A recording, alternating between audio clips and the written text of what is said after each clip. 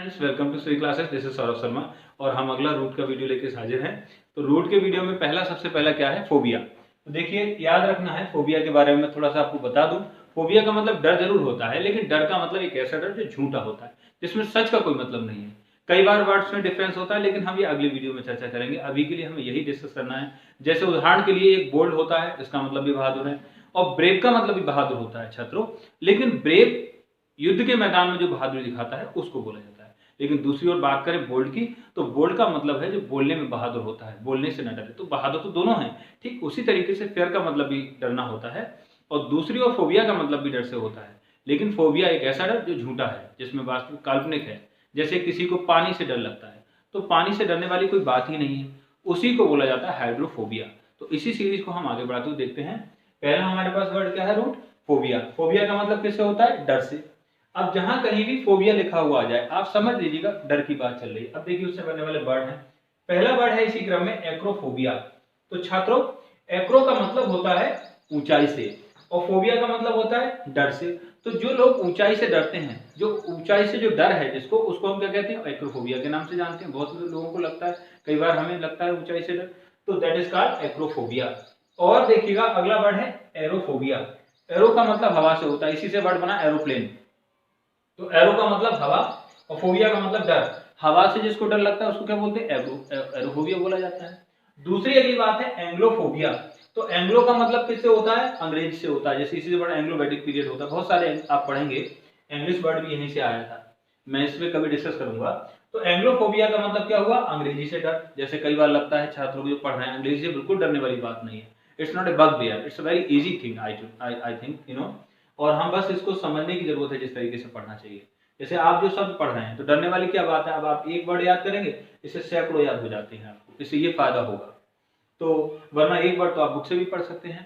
तो ध्यान दीजिएगा थोड़ा, देखिए इसमें आपको लगेगा कि आपने पढ़ा 20-30 मिनट जो भी है ये वीडियो, उसमें आपको लगेगा कि ये बहुत कुछ आपने सीखा। तो देखें अगला जो है, एंग्लोफोबिया का मतलब हुआ अंग्रेजी से डर। इसके बाद आता है जेनोफोबिया। अब जेनोफोबिया का जेनो का मतलब किससे होता है? विदेशी विदेशी चीजों से जिसको डर लगे उसको क्या कहते हैं? जेनोफोबिया कहते हैं। अगला हाइड्रोफोबिया। आप सब साइंस पढ़ के स्टूडेंट रहेंगे, तो हाइड्रोजन जो सर ने पढ़ाया होगा, ये किससे बढ़ा? ये इसका मतलब पानी से होता है। तो हाइड्रो मतलब वाटर। आप देखेंगे फोबिया मतलब डर, तो जो पानी से जो डर है उसको क्या कहेंगे? हाइड्रोफोबिया। दोनों तरीके से आप समझ गए। अगला वर्ड आता है पायरोफोबिया।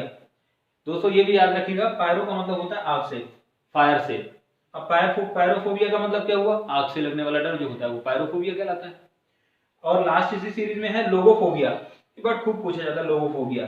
तो ध्यान रखिएगा, लोगों का मतलब होता है वर्ड से, जिसको बोलने से डर लगता है, मंच पे जाने से डर लगता है। चार लोगों को बोलने से, कुछ लोग ऐसे होते हैं मंच पे नहीं बोल सकते, कुछ लोग ऐसे होते हैं इंटरव्यू में नहीं बोल सकते, उसको क्या कहते हैं? लोगोफोबिया कहते हैं। तो लोगों का मतलब सबसे हुआ, और फोबिया का मतलब डर। तो जहां आगे ध्यान रखना है, फोबिया मतलब डर, एक्रोफोबिया यानी ऊंचाई से डर, एरोफोबिया हवा से डर, एंग्लोफोबिया अंग्रेजी से डर, जेनोफोबिया विदेशी चीजों से डर, हाइड्रोफोबिया पानी से डर, पायरोफोबिया आग से डर, और लास्ट वाला है लोगोफोबिया बोलने से डर। अब अगला आ जाते हैं हम। अगले में हमने लिखा इसी सीरीज में मैनिया। अब देखिएगा, मैनिया वर्ड आपने खूब सुना होगा। इसका मतलब होता है पागलपन से। जो उन्माद मैंने हिंदी में लिख दिया, बहुत ज्यादा हिंदी का यूज किया, थोड़ा समझ लें कि मैनिया का मतलब पागलपन। लेकिन एक तो पागलपन वो होता है जो वास्तव में कोई व्यक्ति पागल है, उसको मैड बोला जाता है, आपने पढ़ा होगा।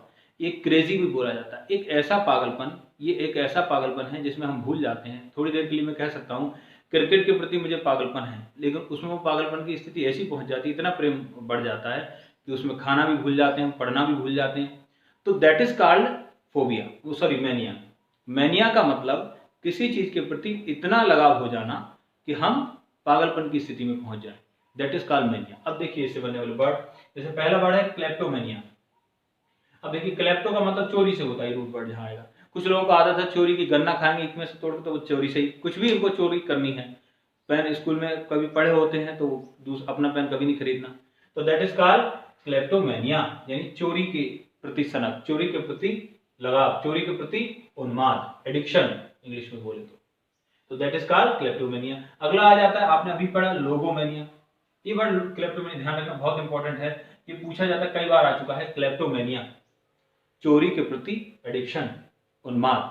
अगला है लोगोमेनिया, तो बोलने के प्रति कई बार सनक। कई बार लोगों को ऐसा होता है बोलने के लिए कहीं भी हो कोई नॉन स्टॉप बोले जाना, अपनी कथा सुनाए जाना, तो दैट इज कॉल्ड लोगोमेनिया। अगला इसी सीरीज में आता है पायरोमेनिया। आपने अभी पढ़ा, पायरो का मतलब कैसे होता है, आग से, आग के प्रति बहुत ज्यादा सनक होती है, उसको बोलते हैं पायरोमेनिया। अगला ये वर्ड इंपॉर्टेंट है, बिब्लियोमेनिया। जहां कहीं भी ये वर्ड BIB आएगा, इसका मतलब बुक से, पुस्तक से होगा, जैसे कि बाइबल इसी से बना है।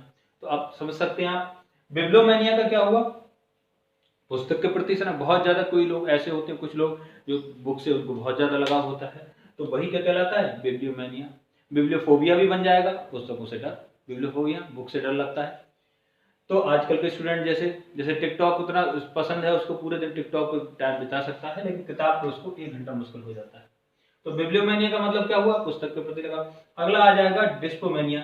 ये वर्ड डिप्सोमेनिया, ये वाइन के प्रति, मदिरा के प्रति अत्यधिक लगाव, वाइन से बहुत ज्यादा, शराब से बहुत ज्यादा लगाव होना, डिप्सोमेनिया। अगला वर्ड है एंथोमेनिया। ये भी वर्ड आया हुआ एंथोमेनिया, ध्यान रखना है, फूलों के प्रति बहुत ज्यादा लगाव। अब कहीं पर भी ऐसी जगह जहां फूल मिलते हैं।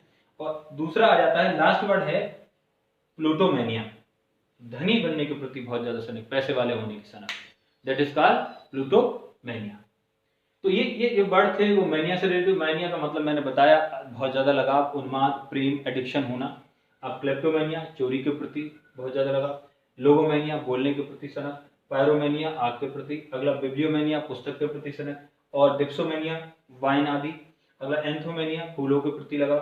प्लूटोमेनिया, पैसे या धनी बनने के प्रति लगाव। अगला इसी क्रम में लास्ट वर्ड है क्रेसी। आपने खूब पढ़ा हुआ क्रेसी। क्रेसी का मतलब सरकार से या तंत्र से, या इंग्लिश में गवर्नमेंट से होता है। आप समझिए, गॉट मैंने लिख दिया है, तो जहां कहीं क्रेसी लिखा हुआ आ जाए तो आप समझिएगा। ये वर्ड खूब पूछे जाते हैं, सब आए हैं पिछले एग्जाम्स में एक करके। तो आप देखें, जैसे पहला ही ऐसी सीरीज में डेमोक्रेसी। डेमो का मतलब लोगों से होता है, अब आगे पढ़ेंगे डेमोग्राफी, अब हम डिस्कस करेंगे इस रूट पर भी। तो डेमो का मतलब किससे हुआ, लोगों से। और क्रेसी का मतलब क्या है, तरह।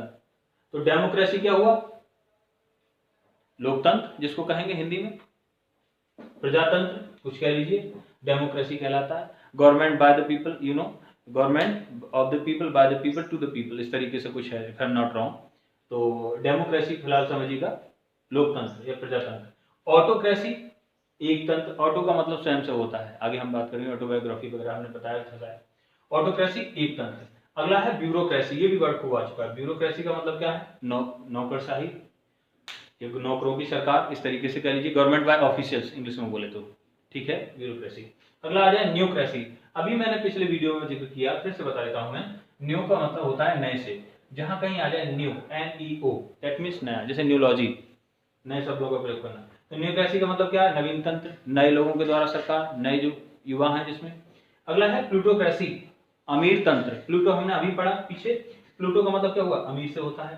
तो अमीर लोगों की जो सरकार है वो क्या कहलाएगी, थोड़ी देर के लिए प्लूटोक्रेसी समझेंगे हम, rich, government by rich, you know, by the rich. अगला है थियोक्रेसी।